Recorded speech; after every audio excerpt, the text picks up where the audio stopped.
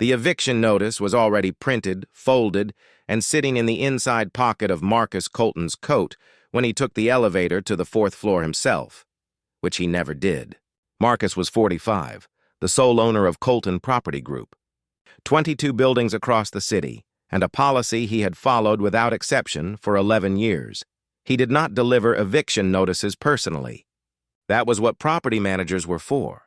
But Apartment 4C had missed rent for the 3rd consecutive month, and something about the tenant's name on the file, Elias Marchetti, 74 years old, had needled at him in a way he couldn't explain.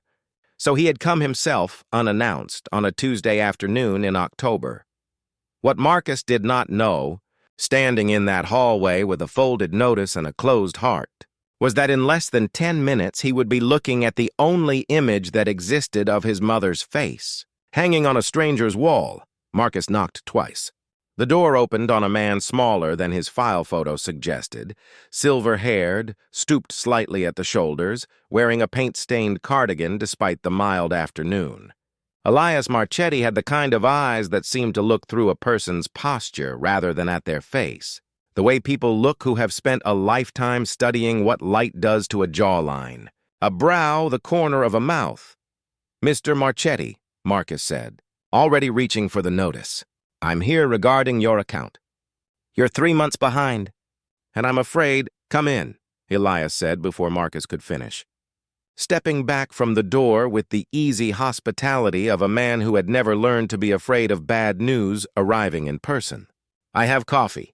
It will only take a moment to explain, and you should hear it sitting down." Marcus almost declined. In 11 years of running Colton Property Group, he had learned that letting a tenant talk was how landlords lost money, how firmness eroded into pity, how a business became a burden. But something in the old man's voice, unhurried, entirely without the panic Marcus usually met at doors like this one, made him step inside anyway. "Before we continue, if you believe that grief has no deadline and connection wears no explanation, please like this video, subscribe to Kindness Tales, and share this with someone who needs to believe in people again today." The apartment was small, 2 rooms, every surface covered in the evidence of a life spent making things. Canvases leaned 3 deep against the walls. A work table by the window held brushes standing bristle-up in mason jars, their handles worn smooth from decades of use. The air smelled of linseed oil and old paper. Marcus, a man who measured square footage and rental yield for a living, found himself doing something he almost never did in a tenant's home. He looked around. "My wife passed 8 months ago," Elias said, pouring coffee into 2 mismatched cups without asking whether Marcus wanted any. 41 years married. "The medical bills came faster than my pension could keep up, and I have been proud, which I understand now was foolish, about asking anyone for help. I sold 2 paintings last month. I have 3 more buyers interested. I will be caught up within 8 weeks. I understand if that isn't good enough for your company's policy, but I wanted to explain it to a person, not a letter." Marcus had heard 100 versions of this story. He had built his policy specifically because sympathy, extended too often, bankrupted a business one exception at a time. He opened his mouth to say something close to what he always said. That he understood. That he was sorry. That the company had rules that existed for a reason. And then his eyes moved past Elias's shoulder to the wall behind him.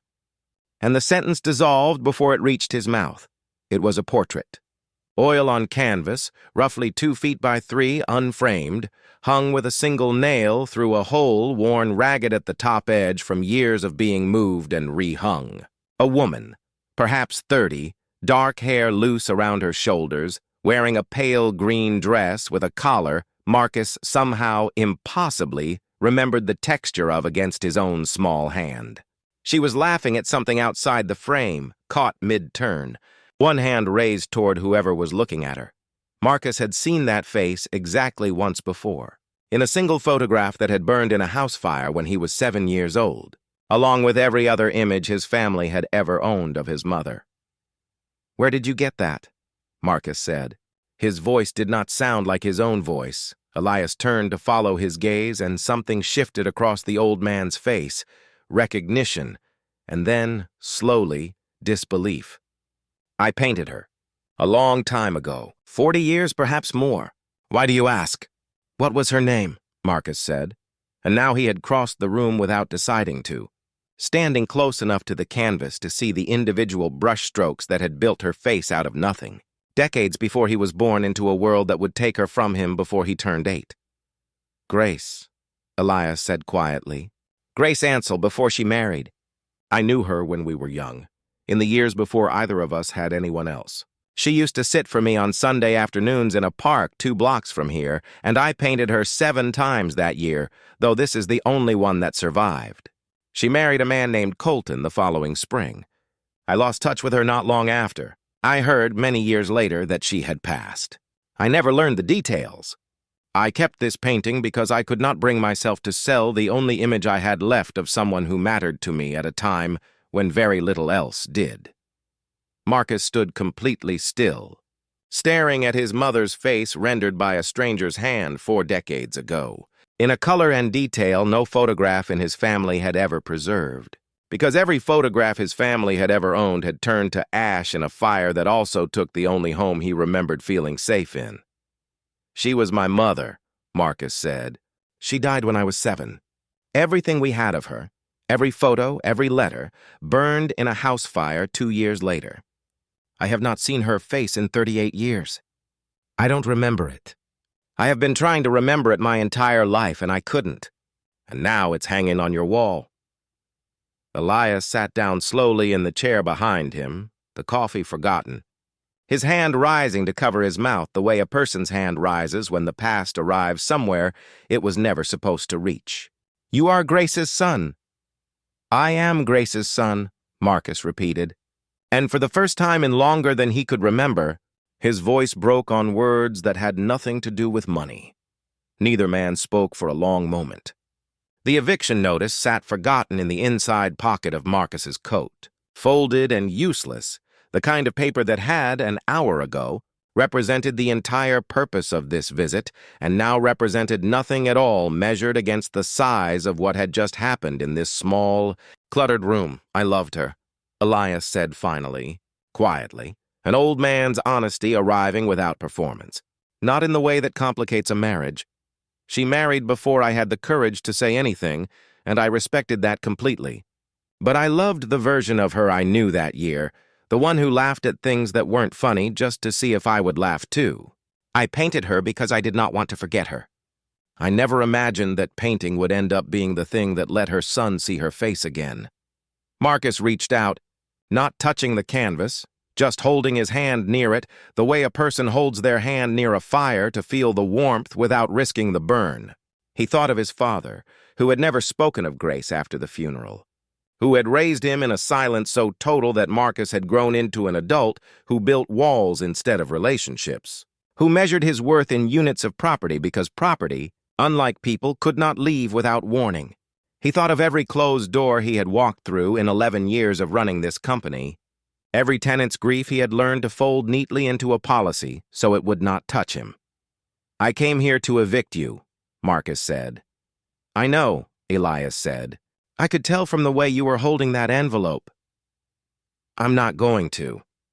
You don't need to say that because of the painting, Elias said gently. I don't want charity born from a coincidence. I will still be able to pay you what I owe within 8 weeks. The paintings are selling. It's not charity, Marcus said, and found to his own surprise that he meant it. I've run this company for 11 years like grief was a liability I needed to price around. I evicted a woman in this building 2 years ago who was 6 weeks late because her husband was in the hospital. And I told myself it was just business, and I never once let myself think about what waited on the other side of that door. I don't know how to undo 11 years of that in one afternoon, but I know I'm not walking out of this apartment with that notice still meaning anything. He took the folded paper from his coat and set it on the work table, beside the mason jars of brushes worn smooth from 40 years of use. And it looked, suddenly, like exactly what it was, a piece of paper, nothing more, next to a room full of things that had actually mattered. I'd like to buy the painting, Marcus said. Whatever price is fair. Not to take it away from you. I understand what it means to you. But I would like a copy made, if that's possible, something I could keep. And I would like to come back, not as your landlord, just to hear whatever else you remember about her if you're willing to tell me. Elias's eyes were wet now, unhidden. I would like that very much. Marcus visited every week after that, at first to talk about Grace, the way she hummed while she sat for portraits, the bakery to be,